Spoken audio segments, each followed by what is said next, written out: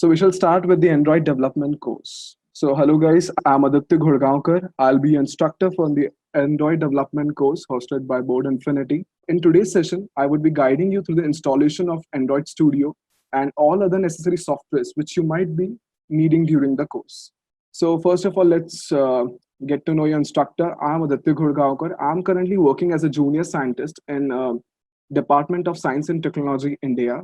I'm working for Science and Technology Department. India's one of the prestigious project, which is costing around 70 lakhs. And I have more than 3 years of experiences Android and Java development training specifically. I have designed courses and taken trainings for plethora of startups. So I'm also one of the core developer in world's first real-time Indian Sign Language translation app, Sanket, which is an Android-based application. Let's move to the next part. So how far we'll be going in this course? So this is a basic to intermediate level Android development course. We won't be covering advanced concepts of Android, that is cloud and all those things. We won't be going in that much detail, but definitely we will be covering from beginner to advanced level. As I said, not the cloud part.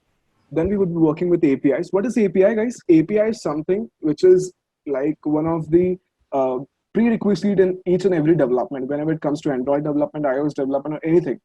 And like Flutter and native, these two technologies are something which are more closely associated with APIs. So definitely API is a word which you guys need to know. Okay, next we would be learning to develop some Playstore ready projects which you will learn on your Android, which you will be running on your Android phones. So next we would be learning the MVC coding pattern. Okay, what is MVC?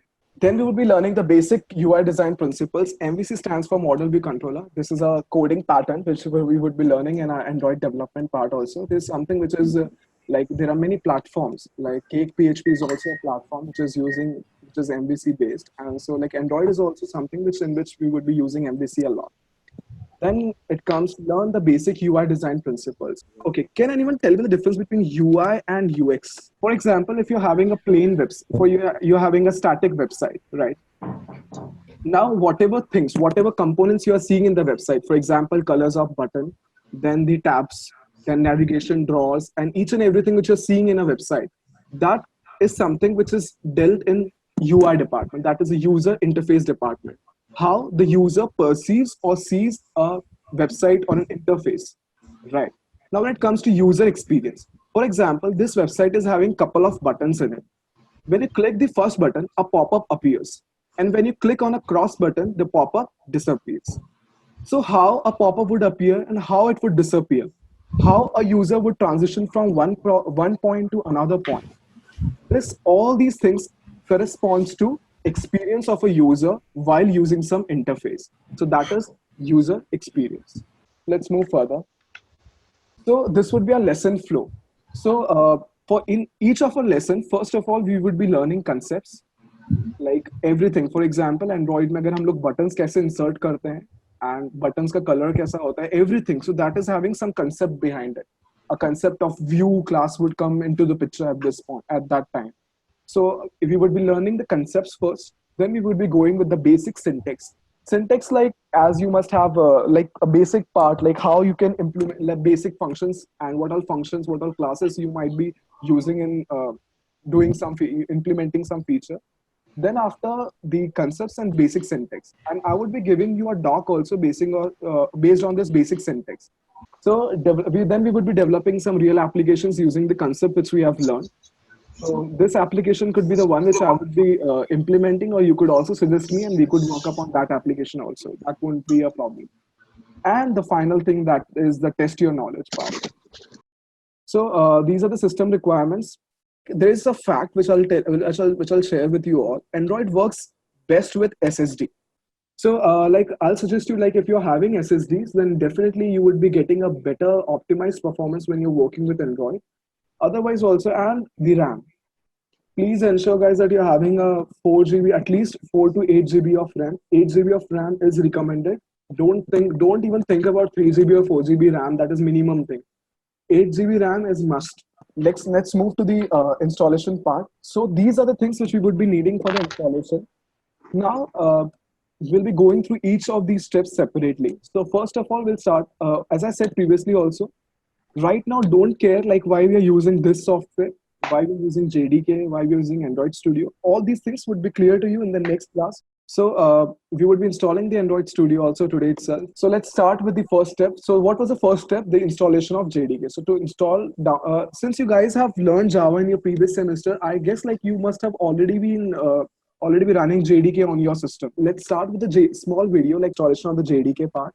So I have already downloaded the JDK. So let's move further. So like this is a small video clip which shows you, which actually takes you through the process. How do you install JDK?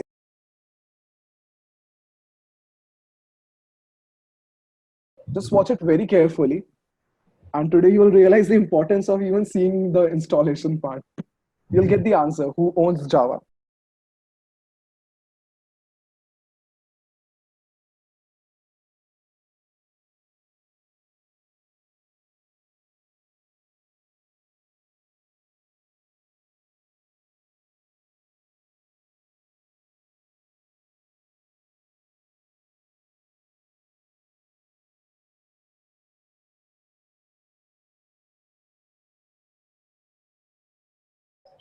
Let's move further.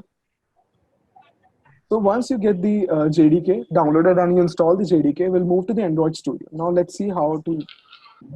So we'll just go to Chrome. We'll put download Android Studio. To download Android Studio, and then we'll move to the first link over here.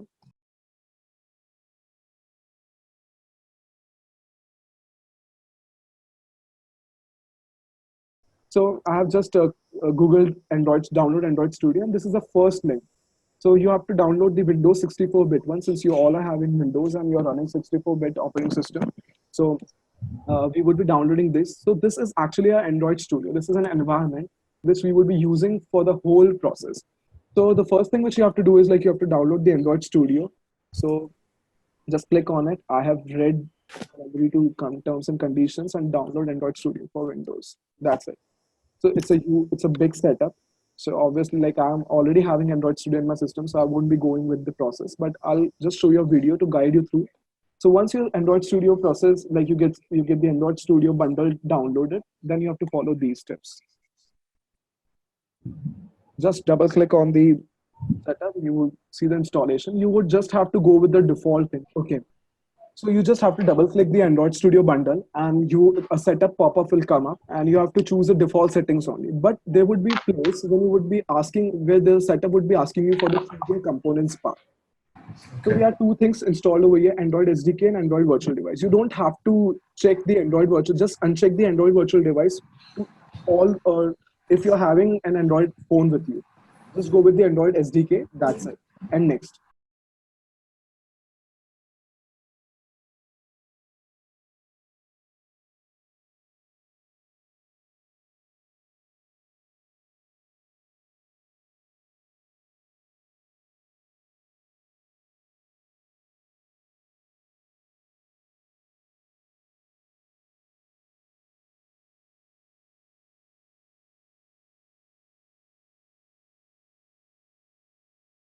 Once the setup is completed, you have to click on the next button, and the Android Studio is installed. Now the process doesn't end over here, because once the Android Studio is an environment, so once the environment is ready, you have to download the development kit. So you don't have to bother about the development kit, where I have to download. Android Studio will download all the things for you automatically. Only thing which you need to supply is a good internet connectivity, nothing more than that.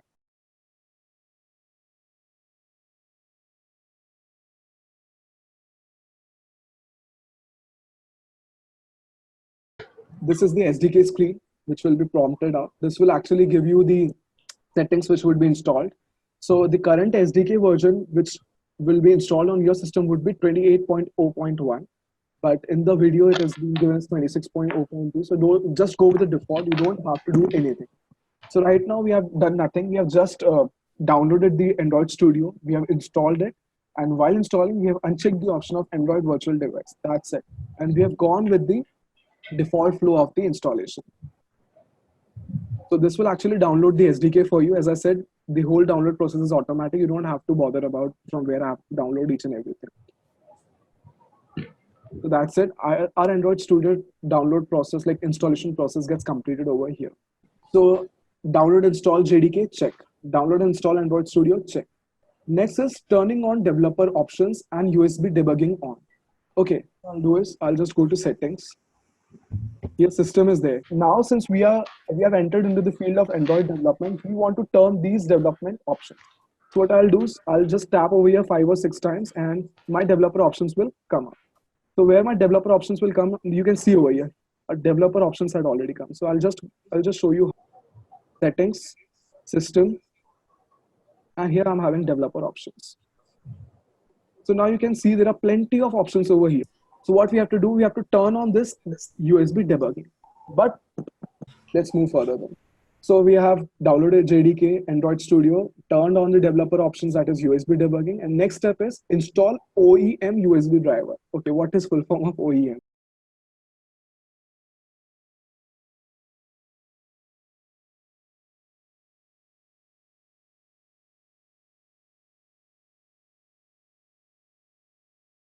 So this is the page where you would be getting the USB drivers. OEM is like the original equipment manufacturers. That is nothing but your mobile phone manufacturers. That is Samsung, Xiaomi, Honor, Huawei, etc.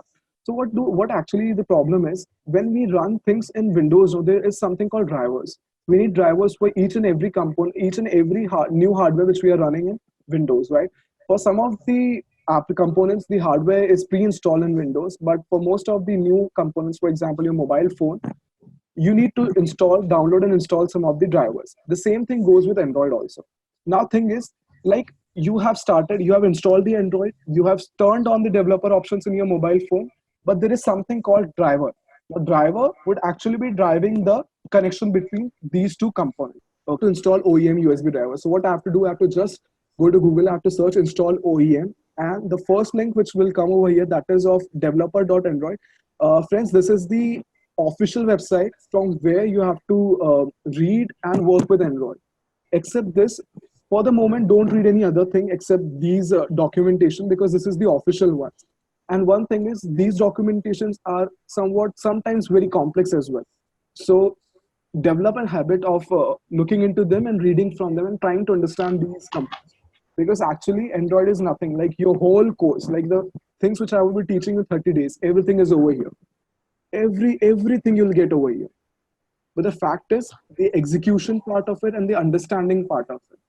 So try to understand, go into the details of each and every concept which we would be covering in the class using the official developers site. The list of manufacturers, like you can see over here, all the manufacturers are listed over here. So these are the manufacturers which are part of OHA. OHA stands for Open Handset Alliance. There are many more manufacturers which are part of this. What is Open Handset Alliance? This we will be seeing in our next class, because this is itself a big thing. So OHA is someone who is actually responsible for Android these days. So you can click on any of these links based upon your manufacturer and you can download the driver. So all the things, like, let's see what all things we have done. Let's move to the next step, that is run first app on your phone. I'll guide you through the process. I have to just, the moment my Android Studio gets installed, everything is done. All the 4 steps are completed. The next step is Android Studio. I have to just double click on the icon of Android Studio and this will start. You can see plenty of options over here. Start a new project, open an existing project. So like every time you have to start a new project. So first thing is I'll start a new Android project. I'll just tap on this. Just go with the default, click on next. My application is the default name, just go with finish. So this is the window. This is my Android Studios inside window. Like how does it, like the whole environment which you would be using for the span of next 30 days. Okay. So now you can see like some application saying some process is going on over here. Okay. So do ensure that after the installation also you are connected to the internet, because even after the installation, more things would be downloaded and would be syncing up with cloud. So do ensure that you are in internet connectivity like anything, like 24/7 while you're doing the Android development. All these processes, once the process gets completed, you'll see an option over here, build successful.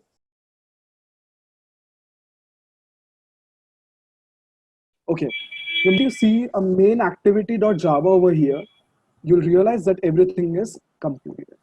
Like the whole process is completed, and everything which was previously hidden over here is now visible over here. Once I've done this, now there are two things over here: main activity.java and activity main.xml.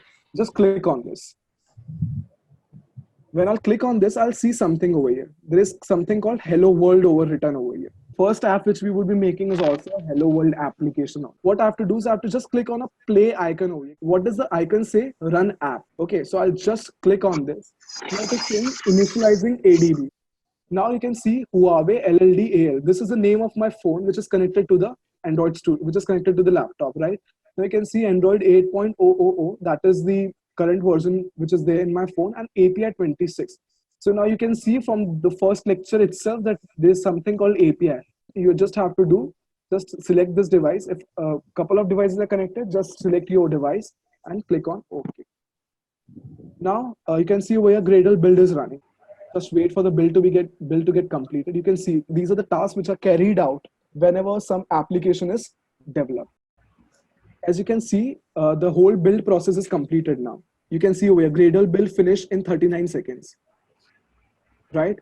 Now you can see build successful over here also. This clearly signifies that the application has been developed, like the application has been installed and it has been deployed perfectly on the mobile phone. Let's see the mobile. Let's open the mobile phone.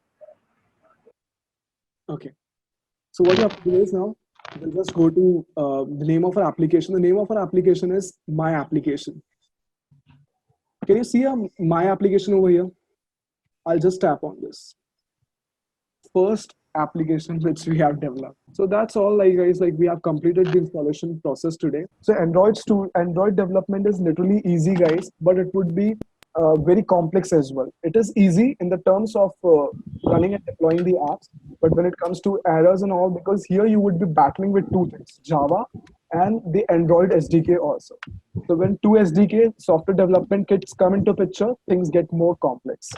I hope so. That's the reason I'm telling you Java needs to be very clear before working with Android. Okay, so guys, we are done for today, and let's see you people. I hope the lecture was good today and you enjoyed the learning process. Bye, everyone.